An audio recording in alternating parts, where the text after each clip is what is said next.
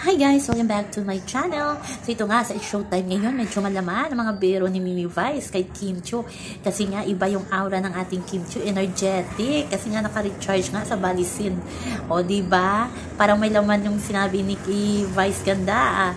Pero feeling ko talaga magkasama silang dalawa ni Sian Lim. Sa clue pa lang ni Mimi Vice, sila pa din, Kim Si pa din ang magkakatuluyan. O, diba? Matagal na sila, sayang din. Pero feeling talaga ng iba din na magkasama talaga si Sian Lim at si Kim Chiu sa Balisin. O, diba? Kasi iba yung aura ni Kim Chiu. Ang nagpapasaya lang naman sa kanya pag tumawag siya ng kapatid niya. At syempre, si Sian Lim, nung nakaraan na tanong ni Vice ganda sa kanya. So, silang-sila pa din. Kaya sa mga Kim Si fans dyan, rest assured, Kim Si ang forever. So, yan ang po guys ang ating update sa ngayon. Hanggang sa muli. Bye-bye. Always remember, huwag po tayong maka-stress. Please like, share, and subscribe my channel para ma-update kayo sa mga bagong upload. Bye-bye!